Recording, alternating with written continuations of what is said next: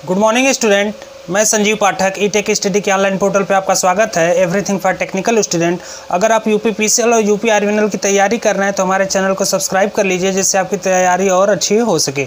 तो आज का जो वीडियो हमारा है वह इलेक्ट्रिशियन थ्योरी से संबंधित है, जिसमें हम बेसिक इलेक्ट्रिसिटी का पार्ट 1 पहले ही अपलोड कर चुके हैं। आज बेसिक इलेक्ट्रिसिटी का पार्ट 2 देखा जाएगा। इसमें कुछ महत्वपूर्ण डेफिनेशन है जिससे संबंधित आपका मात्रक और फार्मूला पूछा जाता है। तो आइए देखा जाए कुछ महत्वपूर्ण पद। कुछ महत्वपूर्ण पद में पहला है प्रतिरोध। प्रतिरोध प्रतिरोध क्या होता है? प्रतिरोध को हम रेजिस्टेंस लिखते हैं, रेजिस्टेंस, इसको R से प्रदर्शित किया जाता है। प्रतिरोध को रेजिस्टेंस लिखा जाता है, रेजिस्टेंस R से प्रदर्शित किया जाता है। तो रेजिस्टेंस को हम लोग कह सकते हैं कि विद्युत धारा के प्रवाह में आने वाला अवरोध प्रतिरोध कहलाता है, या विद्युत धारा के प्रवाह में रुकावट पैदा करने वाला अवरोध जो होता है उसे हम प्रतिरोध कहते हैं। प्रतिरोध को R से प्रदर्शित किया जाता है। R से इसको प्रदर्शित करते हैं, उसका जो मात्रक होता है प्रतिरोध का या ओम होता है। ओम को ऐसे दिखाया जाता है, या इसको आप ओम लिख भी सकते हैं, ओम। इसका जो बड़ा मात्रक होगा प्रतिरोध का वो आपका किलो ओम हो सकता है, मेगा ओम हो सकता है। इसका जो छोटा मात्रक होता है वह आपका मिली ओम, ठीक है। तो कभी कभी पूछा जाता है कि 4 ऑप्शन दे देगा, पूछ देगा कि इनमें से कौन सा बड़ा मात्रक है। तो जो किलो ओम, मेगा ओम है, ये सब बड़े मात्रक हैं, और जो छोटा मात्रक होता है वह मिली ओम और माइक्रो ओम होता है। तो आपको यह पता होना चाहिए कि 1 किलो ओम बराबर होता है 10⁻³ ओम। 1 किलो ओम बराबर 10⁻³ ओम। 10⁻³ करने का मतलब है कि 1 किलो ओम बराबर 1000 ओम। और 1 मेगा ओम, मेगा को हम लिखते हैं कैपिटल से दिखाते हैं। मेगा का जो एम होता है वह कैपिटल से होता है, और जो मिली का एम होता है वह स्मॉल होता है। दोनों में अंतर यही है। तो 1 मेगा ओम बराबर होता है 10⁻6 ओम, ठीक है। आगे देखिए, और प्रतिरोध जो जिससे नापा जाता है, जिस यंत्र की सहायता से हम प्रतिरोध का मापन करते हैं उसे ओम मीटर कहते हैं। तो यहाँ क्या क्या हो गया? प्रतिरोध का जो मात्रक हो गया आपका वह ओम हो गया, और ओम का जो सिंबल है इसको ऐसे आगे हम लोग देखेंगे कि धारा क्या होता है।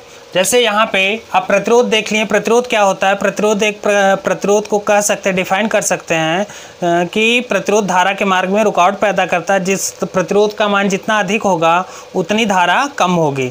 प्रतिरोध को हम कह सकते हैं, प्रतिरोध एक ऑब्स्टेकल है, रुकावट है, जो करंट के मार्ग में अवरोध उत्पन्न करता है, ठीक है। आगे देखिए, धारा। धारा को हम करंट दिखाते हैं, करंट से लिखते हैं।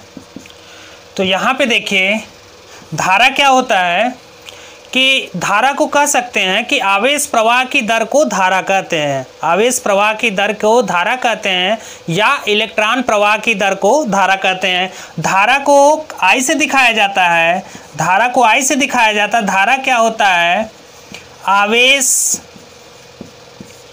प्रवाह की दर, आवेश प्रवाह की दर, इसे I से प्रदर्शित किया जाता है। और I बराबर होता है Q/T। I बराबर होता है Q/T। Q क्या है?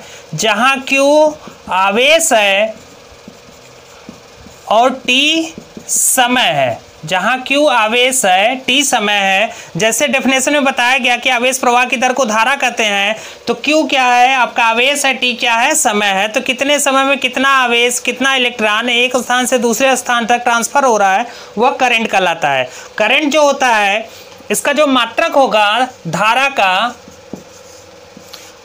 एम्पियर। धारा का जो मात्रक होता है वह एम्पियर होता है। एम्पियर को कैपिटल A से प्रदर्शित करते हैं। और यहाँ पे प्रतिरोध जो था, प्रतिरोध का मात्रक ओम था। प्रतिरोध मापने के लिए जो हम यंत्र का प्रयोग करते हैं वह ओम मीटर होता है। अब इसको कैसे याद रखा जाए? तो जैसे कुछ चीज़ें ऐसी है, कुछ शब्द ऐसा है कि उसके मात्रक के पीछे मीटर लगा दीजिए तो वह उस यंत्र को बताएगा जिस यंत्र की सहायता से उसको हम माप सकते हैं। जैसे यहाँ पे प्रतिरोध है तो प्रतिरोध का मात्रक देखिए क्या है? ओम।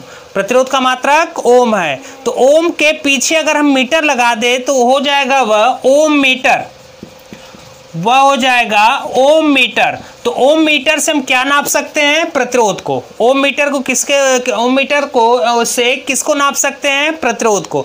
ऐसे ही यहाँ पे धारा का मात्रक क्या है? एम्पियर। एम्पियर के पीछे अगर हम मीटर लगा दे तो हो जाएगा एम्पियर मीटर, और एम्पियर मीटर किसको नापेगा? धारा को नापेगा। तो यहाँ पर किस यंत्र के द्वारा हम धारा को माप सकते हैं वह क्या है? Ampere metre, ampere metre. और यहाँ पर एक सवाल यह उठता है और पूछा भी जाता है आपके पेपर में कि एम्पियर मीटर को परिपथ में सर्किट में किस क्रम में जोड़ा जाता है? तो एम्पियर मीटर को हमेशा हम लोड के सीरीज में जोड़ते हैं। सीरीज में इसलिए जोड़ा जाता है क्योंकि एम्पियर मीटर का रेजिस्टेंस कम होता है, उसको पैरेलल में जोड़ेंगे तो उसके सिरे पे जो ड्रॉप होगा वह अधिक हो जाएगा, और जिसकी वजह से एम्पियर मीटर हमारा खराब हो सकता है। तो एम्पियर मीटर को तो यहाँ पे नोट करके लिख लीजिए इसको।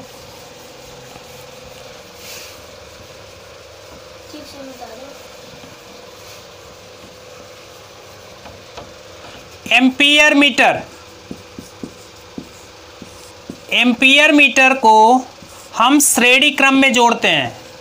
एम्पियर मीटर को श्रेणी क्रम में जोड़ते हैं, लोड के सीरीज में श्रेणी क्रम में जोड़ा जाता है।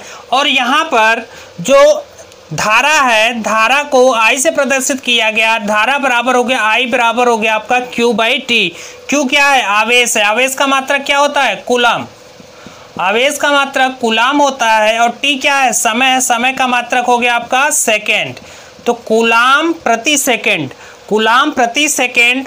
तो आपका धारा का दूसरा मात्रक क्या हो गया? कूलाम प्रति सेकेंड। इसको शॉर्ट में लिखा जाता है C/S। C/S, जहाँ C क्या है? कूलाम है, और S क्या है? सेकेंड है। कूलाम प्रति सेकेंड को भी एम्पियर कहते हैं। तो हमारे पास धारा का दो मात्रक हो गया, एक एम्पियर हो गया, दूसरा हो गया कूलाम प्रति सेकेंड। अब यहाँ पे देखिए आगे,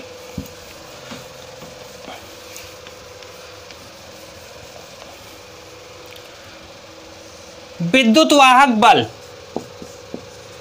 विद्युत वाहक बल जिसको हम लिखते हैं इलेक्ट्रोमोटिव फोर्स, शॉर्ट में लिखा जाता है EMF।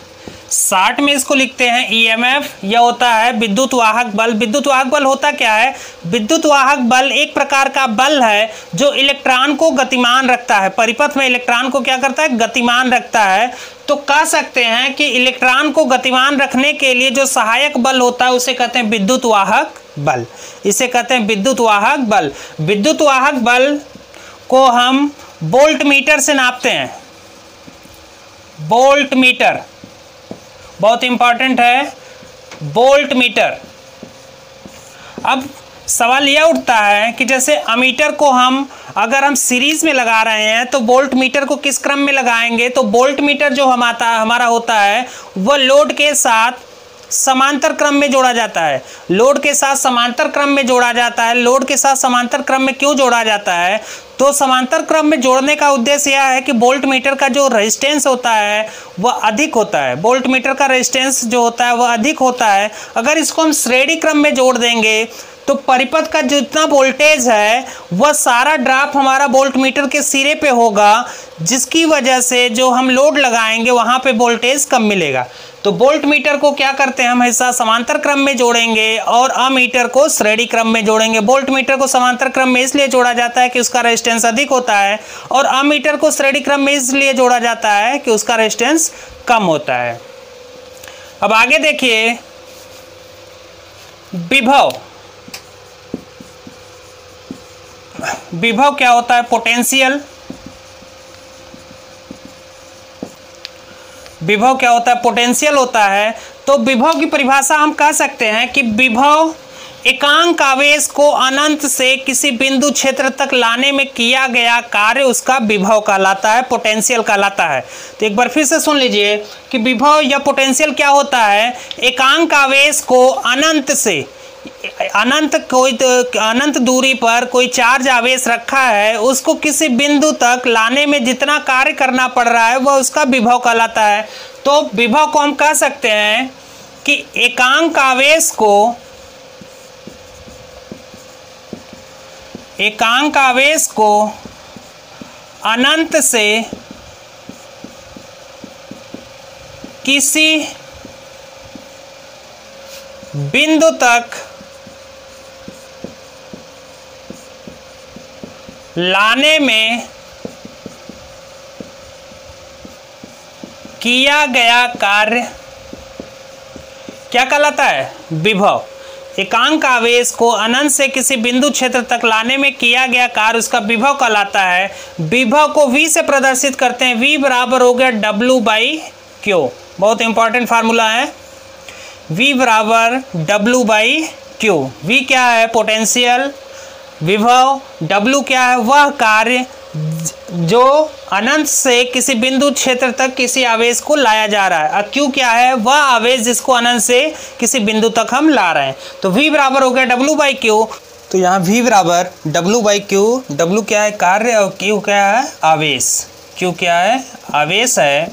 तो यहाँ पे हम लोग देख सकते हैं कि जो V का दूसरा मात्रक है विभव का, वो क्या हो जाएगा? कार्य का मात्रक होता है जूल, और Q क्या है? आवेश। आवेश का मात्रक कूलाम। तो जूल प्रति कूलाम। जूल प्रति कूलाम। तो बोल्ट को हम और दूसरे शब्दों में क्या लिख सकते हैं? जूल प्रति कूलाम। बोल्ट है, बोल्ट को और दूसरे रूप में क्या लिखा जा सकता है? जूल प्रति कूलाम। तो यहाँ पे ध्यान देने वाली बात यह है कि विद्युत वाहक बल हो, विभवांतर हो, विभव हो, वोल्टेज हो, सबका मात्रक क्या होता है? बोल्ट। सबका मात्रक क्या होता है? बोल्ट। आगे हम लोग देखेंगे कि शक्ति क्या होता है, ऊर्जा क्या होता है, क्योंकि उसका फार्मूला कभी कभी या उसका मात्रक पूछा जाता है। तो शक्ति देखेंगे। शक्ति को हम लिखते हैं पावर, और जो शक्ति की डेफिनेशन होती है, एक लाइन की डेफिनेशन होती है कि कार्य करने की दर को शक्ति कहते हैं। कार्य करने की दर को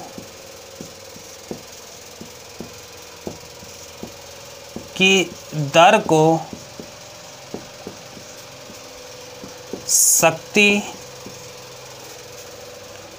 कहा जाता है। कार्य करने की दर को शक्ति कहा जाता है। अब जैसे शक्ति को जो है पावर है, पावर को हम P से डिनोट करते हैं। तो पावर होता है P बराबर W/T। P बराबर W/T, जहाँ W वर्क है, कार्य है, और T समय है, कितने समय में कितना कार्य किया गया। Work done per unit time is known as power. Work done per unit time is known as power.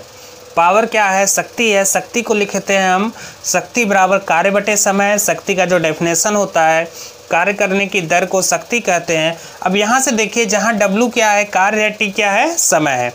तो W जो है कार्य, कार्य का मात्रक क्या होता है? कार्य का मात्रक जूल, सबको पता है। कार्य का मात्रक जूल होता है। और जो समय है, समय की सबसे छोटी इकाई क्या होती है? सेकेंड। तो यहाँ पे हम कार्य को लिख सकते हैं जूल। कार्य का मात्रक जूल और समय का मात्रक सेकेंड, जूल पर सेकेंड। तो शक्ति का दूसरा मात्रक क्या हो गया? एक तो मात्रक क्या हो गया कि जूल पर सेकेंड, और जूल पर सेकेंड को ही हम लोग वाट लिखते हैं। आपको पता होगा कि शक्ति का मात्रक होता है वाट। तो यहाँ पे देखिए, शक्ति के कितने मात्रक हो गए? एक तो शक्ति का मात्रक होता है वाट, एक होता है शक्ति का मात्रक वाट, और दूसरा मात्रक इसके फार्मूले से आ गया कि शक्ति बराबर होता है कार्य बटे समय। Work done per unit time is known as power. तो कार्य का मात्रक जूल होता है और समय का मात्रक सेकेंड होता है।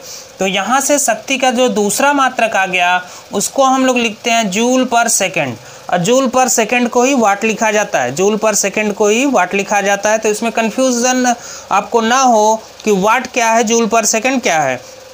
आपके पेपर में क्वेश्चन आएगा तो पूछा जा सकता है कि वाट को और दूसरे रूप में क्या लिखा जा सकता है। तो वाट को हम दूसरे रूप में जूल पर सेकेंड लिख सकते हैं, और जूल पर सेकेंड को वाट लिख सकते हैं। अब आगे देखिए,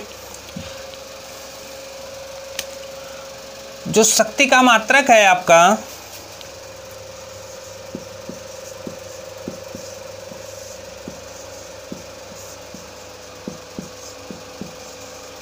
शक्ति का मात्रक वाट होता है। अब यहाँ पे देखिए वाट जो है, अब जो हार्स पावर होता है HP हार्स पावर होता है, तो हार्स पावर को हम वाट में भी बदल सकते हैं। हार्स पावर को हम वाट में भी बदल सकते हैं। हार्स पावर भी क्या है, एक शक्ति का मात्रक है जिसको हम वाट में बदल सकते हैं। तो हार्स पावर को भी दो कैटेगरी में बांटा गया है, एक ब्रिटिश प्रणाली में, एक मीट्रिक प्रणाली में। तो जो ब्रिटिश प्रणाली में 1 HP बराबर होता है वह होता है आपका 746 वाट, 746 वाट होता है। और जो मीट्रिक प्रणाली में होता है वह 735.5 वाट होता है, 735.5 वाट होता है। तो यह हो गया आपका ब्रिटिश प्रणाली में, ब्रिटिश सिस्टम में, और यह हो गया मीट्रिक सिस्टम में। इसको याद रखिएगा, कई बार पूछा गया है। पूछा क्या जाता है कि 1 HP ब्रिटिश में कितना होगा, कितने वाट के बराबर होगा, और 1 HP मीट्रिक में कितने वाट के बराबर होगा। तो इसका एक बार स्क्रीनशॉट ले लीजिए, फिर आगे शुरू किया जाए।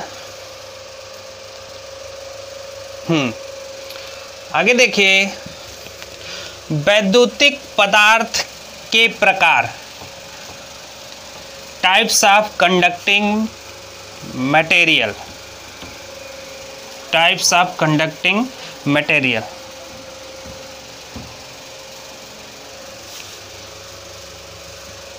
देखिए, वैद्युतिक पदार्थ के प्रकार। वैद्युतिक पदार्थ क्या होता है, वह पदार्थ जिसमें धारा प्रवाह हो सकती है उसे वैद्युतिक पदार्थ कहते हैं। जिसमें विद्युत का प्रवाह हो सके उसे वैद्युतिक पदार्थ कहते हैं। अब वैद्युतिक पदार्थ के प्रकार में जैसे आपको पता होगा कि एल्युमिनियम, कॉपर, आयरन, इन सब में क्या होता है, करंट फ्लो हो सकता है, धारा प्रवाह हो सकती है। तो ये सब वैद्युतिक पदार्थ के किस कैटेगरी में आते हैं, सब ठोस वैद्युतिक पदार्थ हैं। जैसे यहाँ पे देखिए,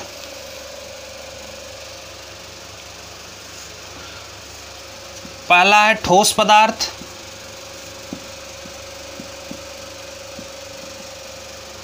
दूसरा है द्रव पदार्थ, और तीसरा आपका गैसीय पदार्थ, गैसीय पदार्थ। ठीक है। तो वैद्युतिक पदार्थ क्या होता है, वह पदार्थ जिसमें धारा प्रवाह हो सके, करंट फ्लो हो सके, वह आपका वैद्युतिक पदार्थ होता है। अब यहाँ पे वैद्युतिक पदार्थ को पदार्थ की अवस्था के आधार पे 3 भागों में बांटा गया है। वो है आपका ठोस पदार्थ, द्रव पदार्थ और गैस पदार्थ। ठोस पदार्थ क्या होगा, जैसे कॉपर, एल्युमिनियम, आयरन, ये सब किस कैटेगरी में आएंगे, ठोस पदार्थ में। दूसरा होता है द्रव पदार्थ। द्रव पदार्थ जैसे पानी, वाटर में भी आपका करंट फ्लो हो सकता है। तो पानी को हम क्या लिखते हैं, H2O। उसके बाद एक और होता है सिल्वर नाइट्रेट, सिल्वर नाइट्रेट।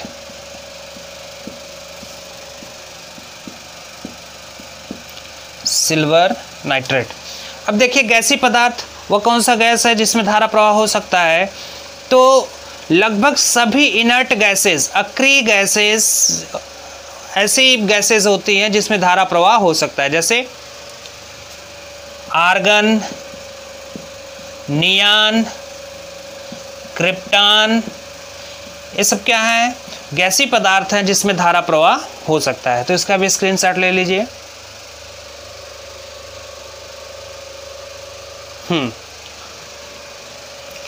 तो आज का वीडियो यहीं समाप्त करते हैं। फिर नेक्स्ट वीडियो में हम लोग बेसिक इलेक्ट्रिसिटी का पार्ट 3 लेकर आएंगे। उम्मीद है आपको वीडियो पसंद आई होगी। अगर आप UPPCL और UP आर्मिनल की तैयारी कर रहे हैं तो हमारे चैनल को सब्सक्राइब कर लीजिए, जिससे आपकी तैयारी और अच्छे से हो सके, तथा अपने फ्रेंड्स के साथ शेयर भी कर दीजिए।